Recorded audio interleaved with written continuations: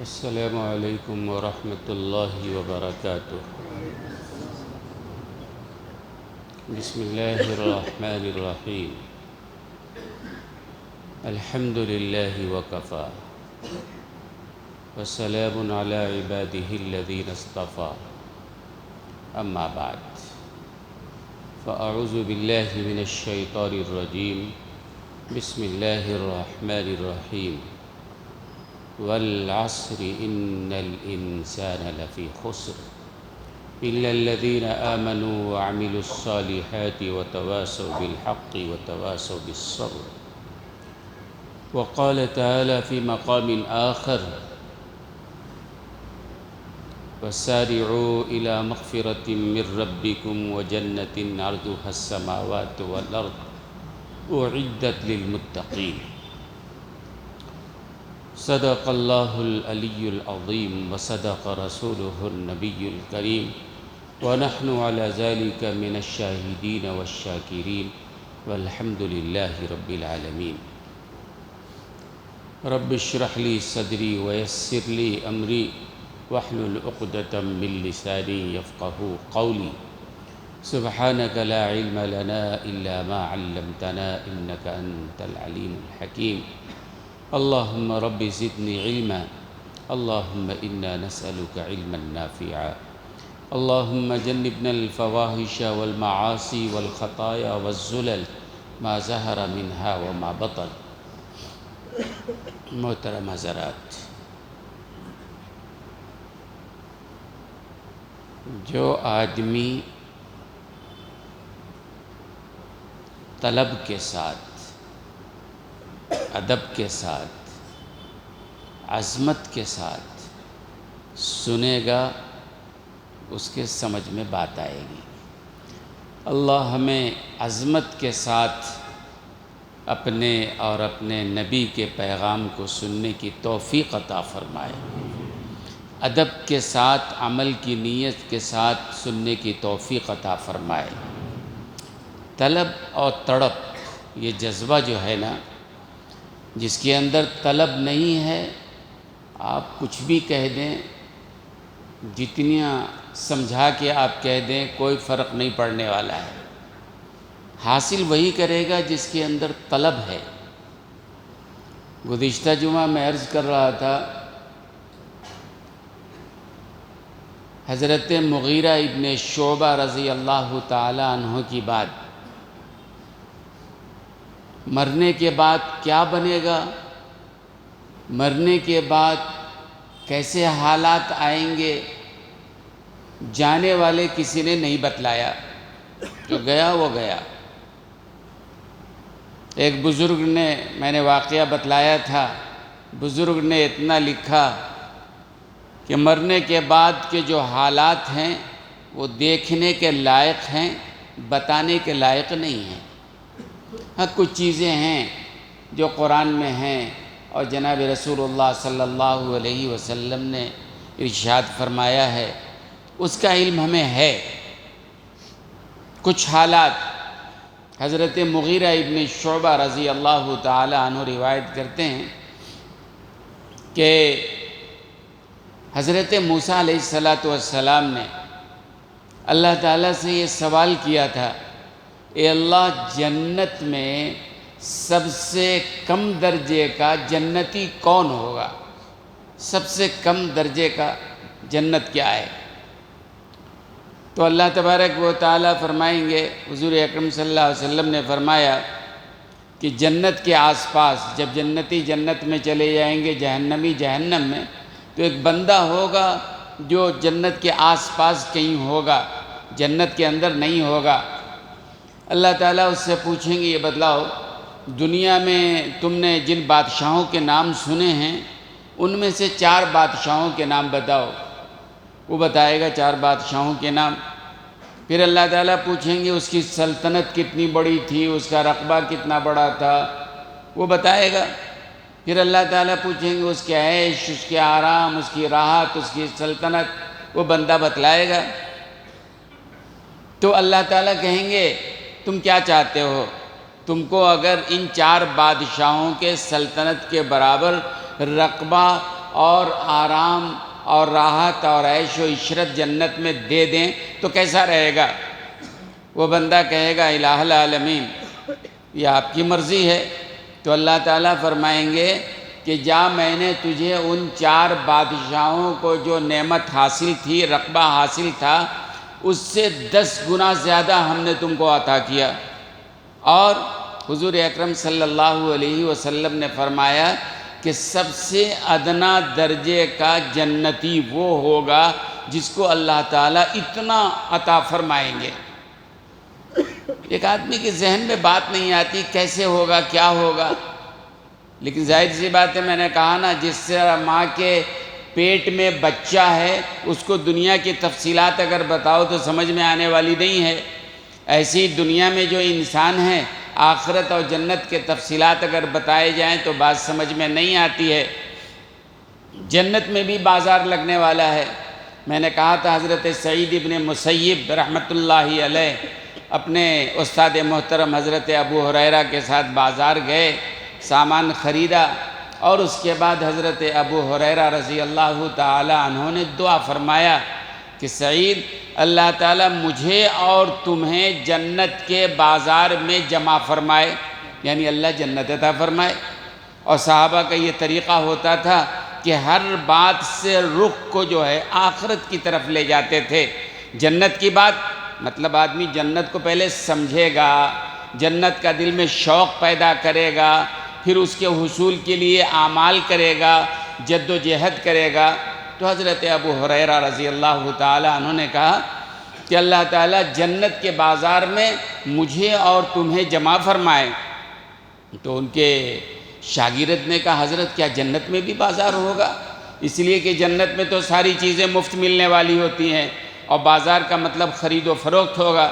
حضرت ابو ہریرہ رضی اللہ تعالی عنہ نے فرمایا کہ ہاں، جنت میں بھی بازار لگا کرے گا، ہفتے میں ایک بار، جس طرح دنیا میں جمعہ کے دن ہفتے میں ایک بار لوگ جمع ہوتے ہیں، جنت میں بھی جمعہ کے دن وہ بازار لگا کرے گا اور سارے لوگ اس بازار میں جمع ہوں گے۔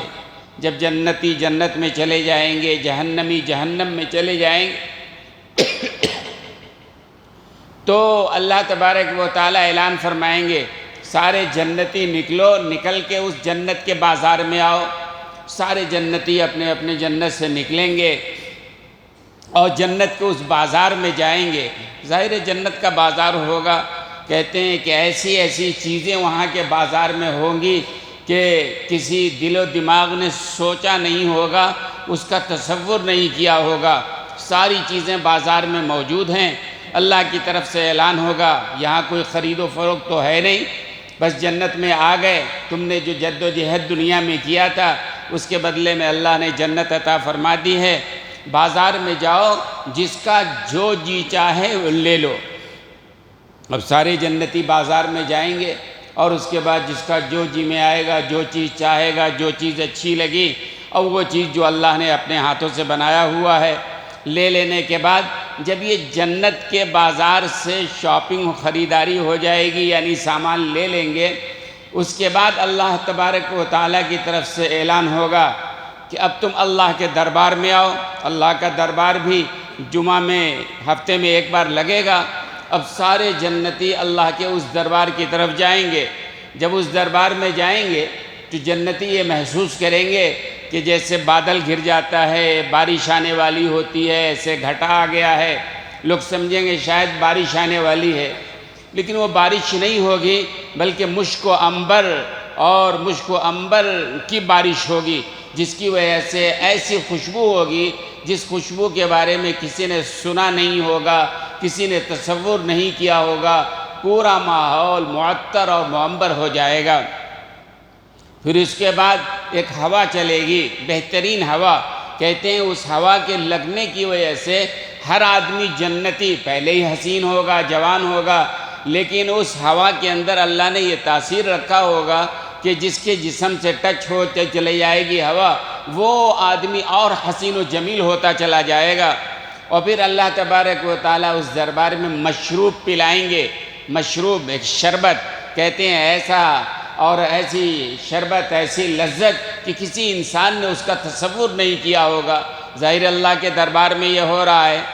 اس کے بعد اللہ تبارک و تعالی حضرت اسرافیل علیہ السلام دربار لگنے کے بعد وہ جنہوں نے سور پھونکا ہوگا اللہ ان کے ذریعے تلاوت کروائیں گے، اور کہا جاتا ہے کہ ایسی آواز ہوگی کسی انسان نے اس کا تصور نہیں کیا ہوگا۔ بہرحال یہ دربار ہوگا، اور یہ کام ہونے کے بعد اللہ تعالیٰ جنتیوں سے یہ پوچھیں گے، بھئی ہم نے سب نعمتیں عطا کر دی ہیں، دنیا میں ہم نے جو وعدہ کیا تھا، نبی کے ذریعے ہم نے جو باتیں کہی تھی، وہ ساری نعمتیں مل گئی ہیں۔ سارے جنتی بیک زبان کہیں گے الہ العالمین، آپ نے ہمیں جنت عطا کر دیا، اور اس سے بڑھ کے اور کیا نعمت، ہر طرح کی نعمت یہاں موجود ہے۔ اللہ تعالیٰ کہیں گے کچھ اور اگر باقی ہو تو بتاؤ۔ اب ان کے سمجھ میں بات نہیں آئے گی، سارے جنتی علماء کے پاس جائیں گے، علماء کہیں گے ہاں ایک نعمت ابھی باقی ہے، وہ اللہ کا دیدار ہے، اللہ کی زیارت ہے، اللہ کا دیدار ابھی نہیں ہوا ہے۔ لہذا سارے جنتی بیک زبان اللہ سے کہیں گے اے اللہ آپ نے تو ساری نعمتیں عطا فرما دی ہیں، آپ کا دیدار کرا دیجئے۔ اللہ تعالیٰ فرمائیں گے کہ ہاں یہ نعمت باقی ہے، پھر اللہ تبارک و تعالیٰ اپنا دیدار کرائیں گے۔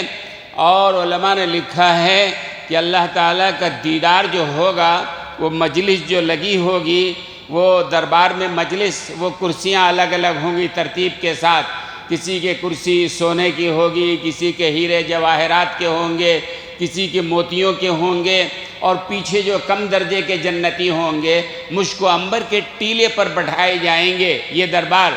اب آپ کہیں گے کہ جس آدمی کی کرسی آگے ہوگی اور جس کی کرسی بڑی قیمتی ہوگی، پیچھے والے کے دل میں ایک طرح سے یہ ہوگا حسرت کہ ہماری کرسی کیوں نہیں ہے۔ جنت میں یہ نہیں ہونے والا ہے۔ جس طرح دنیا میں آدمی کے دل میں حسد ہوتا ہے، ہمارا پڑوسی آگے بڑھ گیا، ہمارا رشتہ دار آگے بڑھ گیا، اس کی گاڑی بڑی ہو گئی، اس کا بنگلہ بڑا ہو گیا، دل میں ایک حسرت۔ جنت میں یہ حسرت کسی کو نہیں ہوگا۔ اللہ تعالیٰ ایسا بنائیں گے، اللہ نے جس کو جو دیا ہوگا اسی میں خوش ہوگا، وہ اپنے آپ کو سب سے بہتر تصور کرے گا۔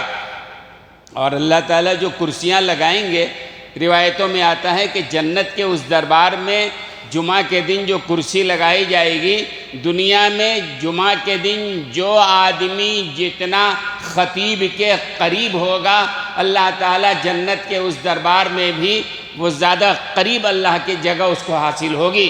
آج ہمارے ہاں تو مسئلہ یہ ہے کہ لوگ دور بھاگنا چاہتے ہیں، بہت سارے لوگ بعد میں آتے ہیں، لیکن روایتوں میں ہے کہ جمعہ کے دن دنیا میں جو آدمی جتنا منبر و محراب کے قریب ہوگا، اللہ کے اس دربار میں اس کو قریب تر جگہ ملے گی، بہترین کرسیوں پر جگہ ملے گی، اور پھر اللہ تعالیٰ کے انعامات ہوں گے۔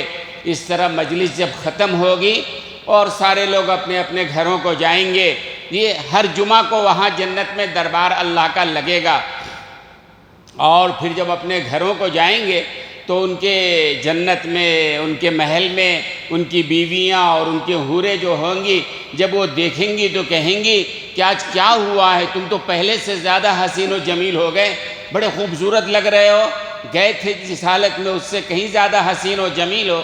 اب وہ کہے گا وہ جنتی کہ مجھے بھی عجیب محسوس ہو رہا ہے، جس حال میں میں تم لوگوں کو چھوڑ کے گیا تھا اس سے زیادہ حسین و جمیل لگ رہی ہو اور بہت ہی خوبصورت معلوم ہو رہی ہو۔ دراصل اللہ تعالیٰ وہ جو ہوا چلائیں گے نا، اس ہوا کے اندر یہ تاثیر ہوگا کہ اس کی وجہ سے حسن و جمال میں اضافہ ہو جائے گا۔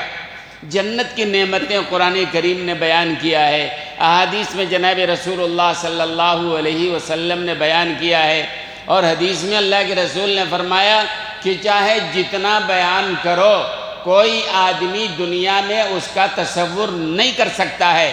یہ قرآن میں حدیث میں جو مثال کے طور پر نام لیے گئے ہیں، جنت میں انار ہوگا، جنت میں انگور ہوگا، جنت میں فلاں ہوگا، جنت میں فلاں ہوگا، صرف نام کی حد تک مشابہت ہے، لیکن ظاہر ہے جنت کا جو انار ہوگا، جنت کے جو فروٹس ہوں گے، جنت کی جو نعمتیں ہوں گی، دنیا میں اس کا کوئی تصور ہی نہیں کر سکتا ہے۔ حدیث میں یہ بھی ہے، ایک آدمی کا جی چاہے گا، انار سامنے ہے، کاش انار کا رس پینا ہے، تو حدیث میں ہے کہ آدمی تصور کرے گا، فوراً اس کا رس آ جائے گا سامنے۔ ایک آدمی کو یہ جی چاہ رہا ہے فوراً حاضر ہو جائے گا۔ پہلے کے زمانے میں لوگ سوچتے تھے یہ طلسماتی باتیں ہیں، جادوئی باتیں ہیں، ایسا کیسے ہو جائے گا، پتہ نہیں ہوگا نہیں ہوگا، کئی آدمی اس طرح سوچتے تھے۔ لیکن آج سائنسی ایجادات نے انسان کو اچھی طرح سمجھا دیا ہے۔ آج سے 100 سال پہلے کسی کو کہا جاتا کہ بھائی ایک خط آپ بیٹھے بیٹھے یہاں اگر ٹائپ کرو اور 1 منٹ سے بھی کم میں فوراً امریکہ پہنچ جائے، کوئی ماننے کے لیے تیار نہیں ہوتا تھا۔ لیکن اب 20-25 سال کا عرصہ ہوا، آپ دیکھ رہے ہیں یہ فیکس مشین ہے، پہلے تصور نہیں تھا، ایک ہی وقت میں یہاں بیٹھ کے امریکہ، لندن، جہاں چاہے پہنچا دیتے ہیں نا۔ تو انسان کے دل و دماغ نے جب ایسا کر دیا ہے، اس رب العالمین نے جب بنایا ہے، تو ہر چیز اس کے اندر ایسی موجود ہے نعمتیں کہ انسان کا جو تصور آئے گا، جیسا تصور آئے گا، جو چاہے گا اللہ اس میں۔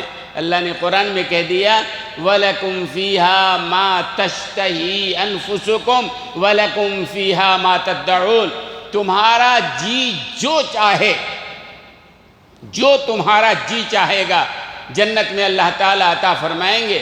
حکیم الامت رحمۃ اللہ علیہ سے کسی شخص نے، حقہ پینے والے نے کہا کہ حضرت میں حقے کا عادی ہوں، کیا جنت میں حقہ ملے گا؟ ظاہر سی بات ہے جو حقے کے اندر آگ ہوا کرتا ہے۔ تو حضرت حکیم الامت رحمۃ اللہ علیہ نے فرمایا کہ اگر جنت میں رہتے ہوئے تمہارا جی چاہے گا، خدا کی قسم اللہ عطا فرمائیں گے، لیکن میں قسم کھا کے کہتا ہوں جنت میں رہتے ہوئے حقہ تمہیں یاد ہی نہیں آئے گا۔ یہ غلیظ چیزیں ہیں، دنیا میں عادت پڑ گئی ہے، لیکن جنت میں جاؤ گے وہاں کی نعمتوں کو دیکھ کر یہ حقہ، یہ سگریٹ، یہ بیڑی، یہ منشیات، یہ شراب جس میں آج ہمارے نوجوان ڈوبے چلے جا رہے ہیں، اس سے بہرحال بچیں گے تو ہی جنت کی وہ نعمتیں ملنے والی ہیں۔ تو جنت کی یہ نعمتیں جو اللہ نے بنایا ہے، وہ کس کے لیے بنایا؟ اعدت للمتقین، اللہ نے ہمارے لیے بنایا ہے۔ جنت کی نعمتوں کو جتنا بھی بیان کرو، لیکن بہرحال آپ تصور کر سکتے ہیں آگے نہیں۔ تو یہ عظیم نعمت اور یہ بہترین جنت جو اللہ نے بنایا ہے، اس میں جائے گا کون؟ کون جائے گا؟ ظاہر سی بات ہے اللہ نے متقین کے لیے، متقین ہیں کون؟ کامیاب لوگ جنت میں جائیں گے، ناکام لوگ جہنم میں جائیں گے۔ اب تشریح کرنی پڑے گی نا، متقین کون ہے بھائی جو جنت میں جائے گا؟ کامیاب کون ہے جو جنت میں جائے گا؟ کامیاب انسان جنت میں جائے گا، ناکام انسان جہنم میں جائے گا۔ اب کامیاب ہے کون یہ سمجھنا پڑے گا۔ ہمارے ہاں تو تشریحات الگ ہے، ہم سمجھتے ہیں جس کی جائیداد بہت ہے، بڑا پیسے والا ہے، بڑا کاروبار ہے، بڑا صنعت کار ہے، بڑا سیاسی عہدہ ہے، ہم سمجھتے ہیں وہ کامیاب انسان ہے۔ جو غریب ہے، جس کے پاس رہنے کے لیے گھر نہیں ہے، اس کو انسان ناکام سمجھتا ہے۔ بڑا بنگلہ ہے، بڑی گاڑی ہے، بڑا کاروبار ہے، بڑا پیسہ ہے، بڑا عہدہ ہے، آدمی، دنیا کی سوچ یہ ہے کہ یہ آدمی کامیاب ہے، یہی تصور ہے نا، یہ کامیاب ہے۔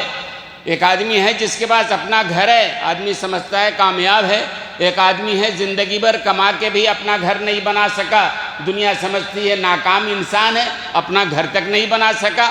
ہماری تصور یہ زمین، جائیداد، روپیے، پیسے کے گرد گھوم رہا ہے۔ پیسہ ہے کامیاب ہے، تجارت ہے کامیاب ہے، بڑا گھر بڑی گاڑی ہے کامیاب ہے، عہدہ منصب ہے کامیاب ہے، غریب ہے ناکام ہے، اپنا گھر نہیں ناکام ہے، کاروبار نہیں ناکام ہے، فقر و فاقہ ناکام۔ یہ ہماری سوچ بنی ہے، لیکن اللہ تبارک و تعالیٰ نے بتلایا وہ سمجھنے کی ضرورت ہے کہ جنت میں جائے گا کون؟ کامیاب۔ کامیاب ہے کون؟ ہم نے سوچ رکھا ہے کچھ اور، اللہ کچھ اور کہہ رہے ہیں۔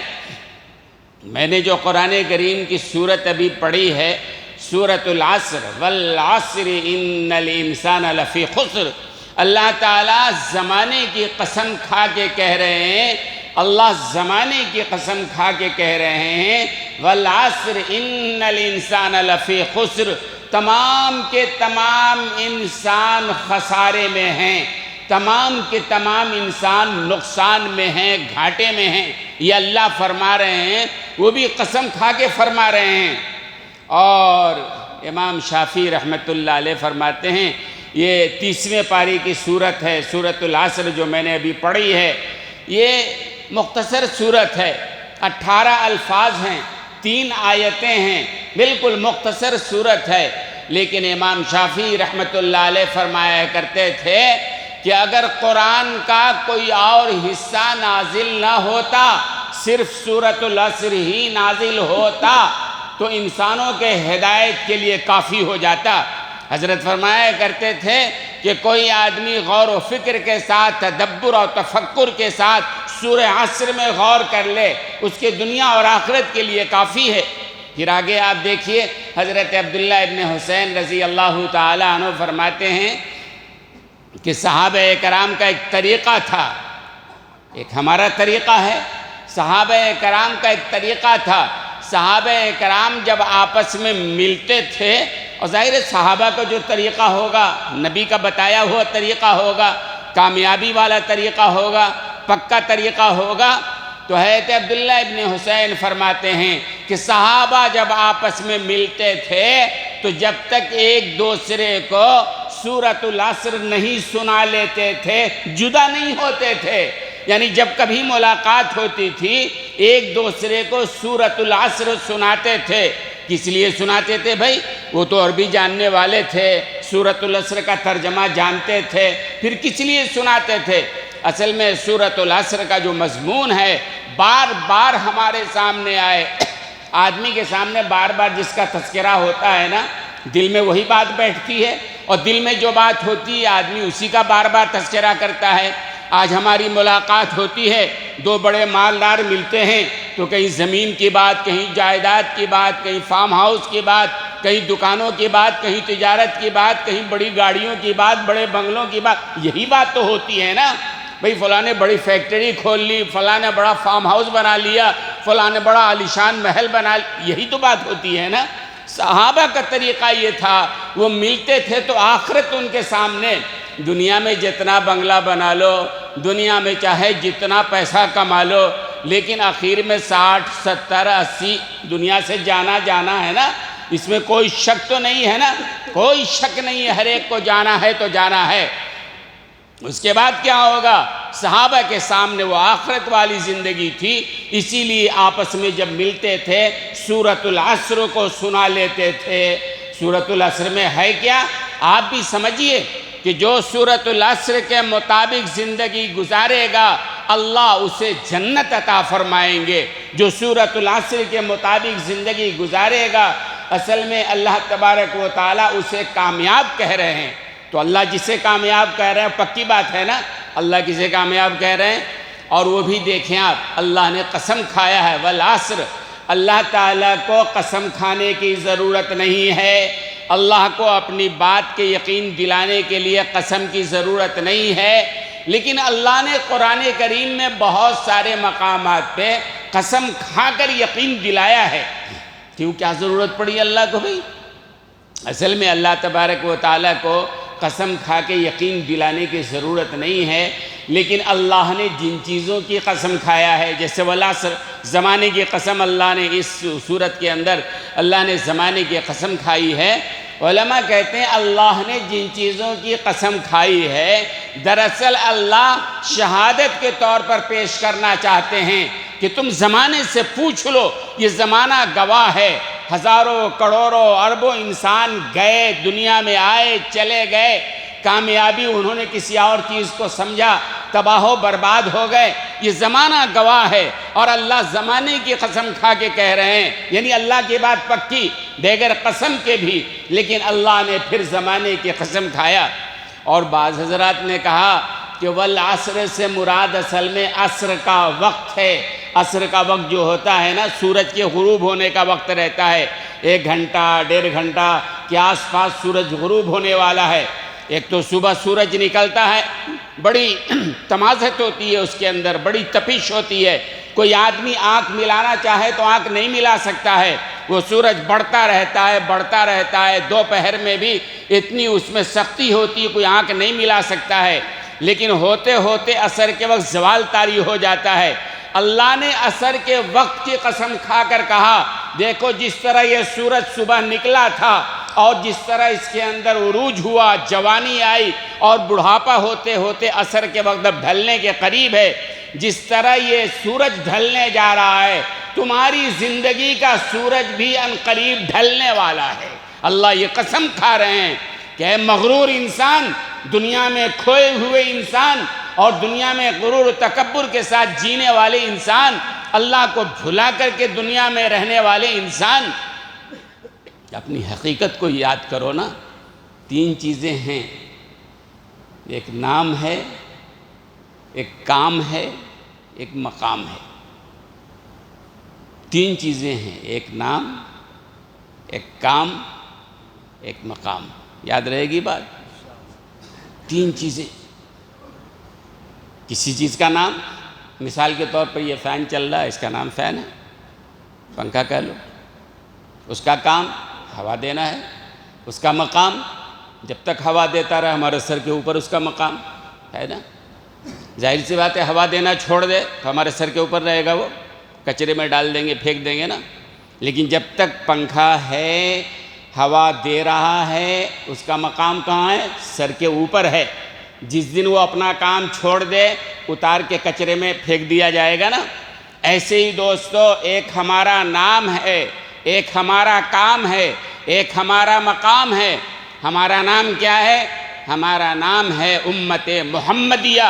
قرآن میں اللہ نے یہ نام رکھا ہے، وَكَذَلِكَ جَعَلْنَاكُمْ أُمَّةً وَسَطًا۔ اے امت محمدیہ، ہم نے تم کو امت وسط بنایا ہے۔ ہم ایک امت ہیں، پوری دنیا کے مسلمان جو ہیں اللہ نے ان کو امت بنایا ہے۔ تو ہماری پہچان کیا ہے؟ امت کے طور پر امت مسلمہ۔ ہماری پہچان شیعہ سے نہیں ہے، سنی سے نہیں ہے، تبلیغی سے نہیں ہے، مقلد غیر مقلد سے نہیں ہے، اور دوسرے برادریوں سے نہیں ہے۔ ہماری پہچان امت مسلمہ سے اللہ نے نام دیا ہے کہ ہم مسلمان ہیں، امت مسلمہ ہیں۔ یہ ہمارا نام ہے۔ ہمارا کام کیا ہے؟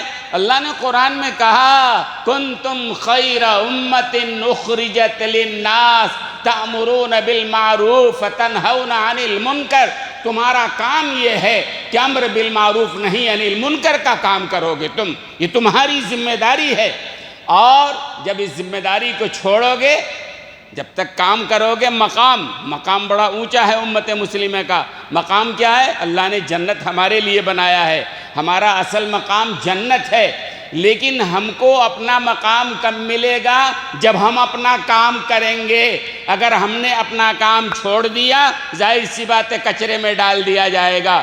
آج ساری دنیا میں مسلمان ذلیل ہو رہا ہے، ساری دنیا میں مسلمانوں کے ساتھ مسائل ہیں، صرف ہندوستان کی بات نہیں ہے، ساری دنیا میں مسلمانوں کے لیے بڑے مشکلات ہیں، اور اتنے مشکلات ہیں کہ اب تو سفر کے بارے میں مشورے آنے لگے۔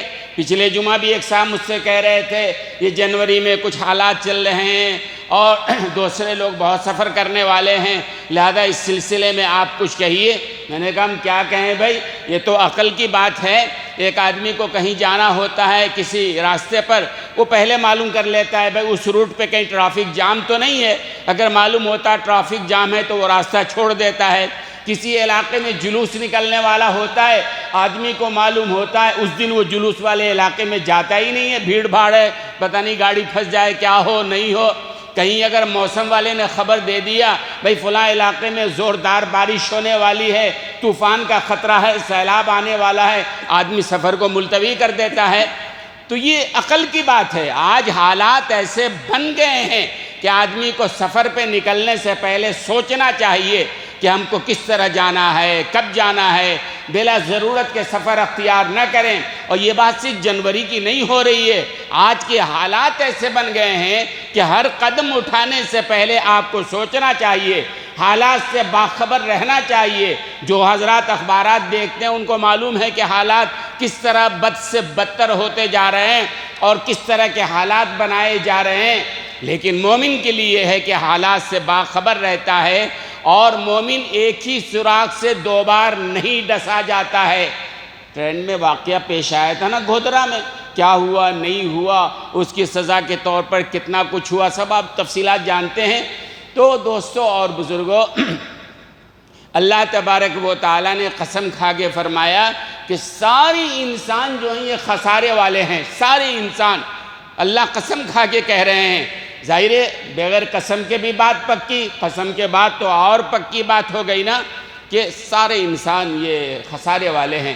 اور حضرت حسن بصری رحمۃ اللہ علیہ نے بڑی اچھی مثال دی، فرمایا کہ بالکل ایسے ہی ہے۔ سورۃ العصر کی روشنی میں حضرت حسن بصری رحمۃ اللہ علیہ نے مثال دی کہ بالکل ایسے جیسے سمجھو کہ انسان کی زندگی برف کے مانند ہے۔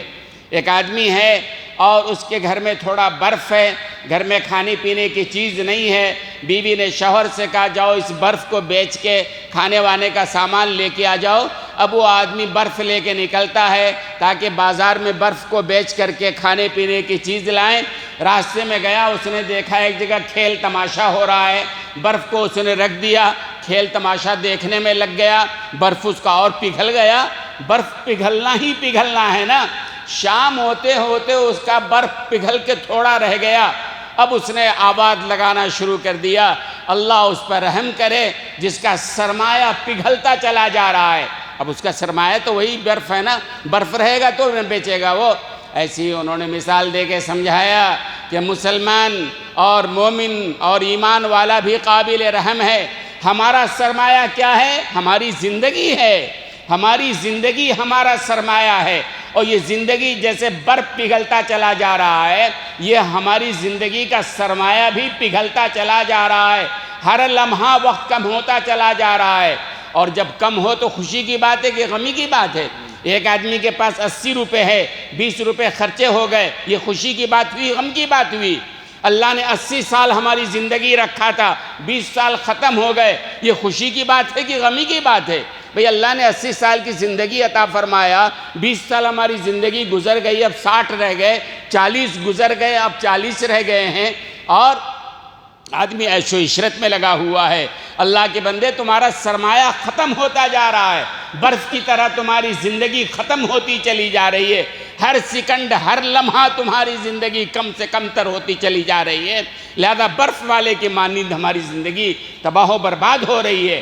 تو سورہ عصر نے کہا کہ سارے انسان خسارے میں ہیں، اِلَّا الَّذِينَ آمَنُوا، ایمان فرمایا کہ وہ اصل میں کامیاب ہونے والا ہے جس کے پاس ایمان ہے۔